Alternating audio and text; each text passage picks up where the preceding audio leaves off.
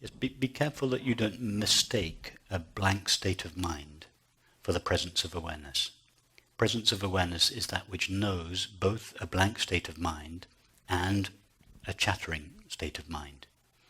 So be careful that you don't rest your attention on a blank state, on an empty state. It's not, in other words, it's not a focusing of your attention.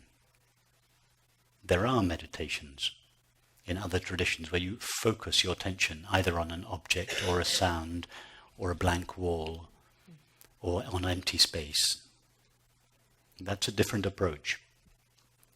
This is not to do with the focusing of attention on anything. It's to do with the relaxation of attention, to be knowingly this open, empty presence of awareness.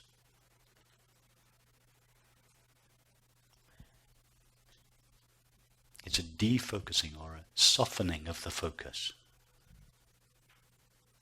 So if your attention is fixed on anything, it's only possible to attend to an object. Just make sure that's clear. You try now to attend to something that is not an object, or to direct your attention to something that has no objective qualities. It's not possible. It's only possible to attend to an object.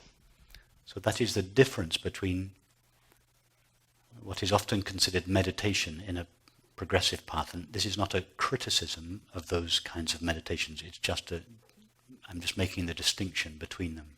This is not a focusing of the attention on anything, even on a blank state or an empty mind. It is a resting or a falling back of the attention into its source. It is abiding knowingly as the presence of awareness. That's not something we can do with the mind.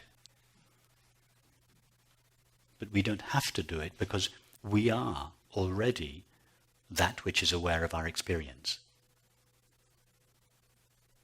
In fact, this meditation is the only meditation there is that truly requires no effort at all. To direct your attention towards an object requires a subtle effort. This approach to meditation is the relaxation of that effort. But you're looking with your attention, you're trying to find something in your experience further back than awareness. You can never find that. You mean. Yes, you said something in your question about, I wanted to find something further back. Don't look with your attention for the presence of awareness. Attention can only be directed away from awareness, towards an object. That is the purpose of attention. When awareness wants to know something other than itself, it rises in the form of attention and directs itself towards an object. But that's what attention is for, attending to objects. Attention comes from a and tendere, to stretch towards. Tendere means to stretch. So attention is the stretching of awareness towards an object. But awareness doesn't have to stretch itself towards itself.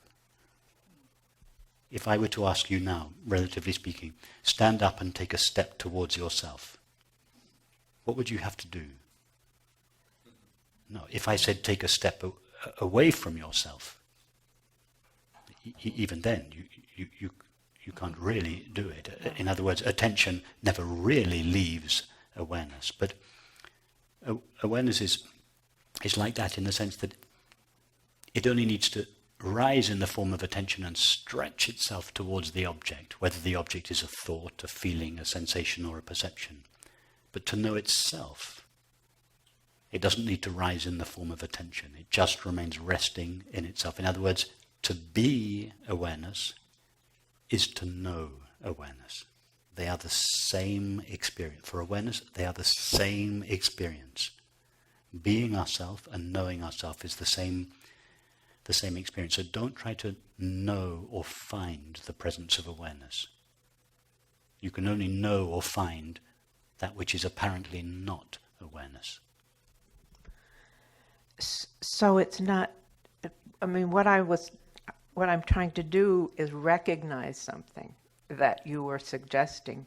And so is that already too much to be doing? I mean, and if it is, I don't know how to do. If I were to ask you the question, are you aware? What would you say? Yes. Okay, now where do you go to find that answer? You go to an experience, yes? The experience of being aware. So now I ask you the question again. Are you aware? But this time don't answer it in words. Allow the question to take you to the experience of being aware and stay there.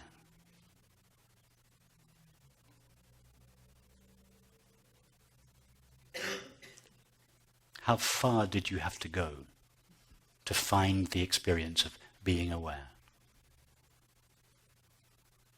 Is it very far. Not very far? It's not buried in the depths of our being. It's not out of sight. It's not hard to find or hard to know. It's right there. As soon as we're asked the question, am I aware? Yes. It's right there. It's close. You don't have to go very far. And just keep going there. Keep visiting it. Keep resting there.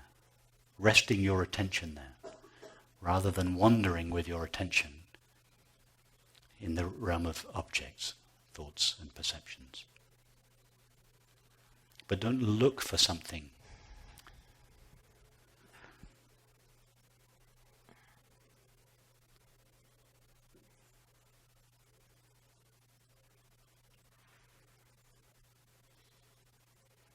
Think of, this is a slightly strange metaphor, but think of awareness like a disease that you can only know by its symptoms. You can't actually know the disease itself. So what are the symptoms of awareness? Peace and happiness. Ah, okay. Somebody, a friend of mine, a Sufi friend of mine many years ago, went to a Sufi teacher in London called Irene Tweedy. She died many years ago. Some of you will know about her. And when he went to the first meeting, he asked her, what can I expect from our meetings? Or what can I expect if I stay around you? And she said, I will infect you with my happiness. It's a kind of infection. We don't know, we can't see it, we don't know when we've been infected, but we see the symptoms of it. Right. The symptoms are not the thing itself. Yes. They're the way they reverberate in the body-mind. So don't look for an experience.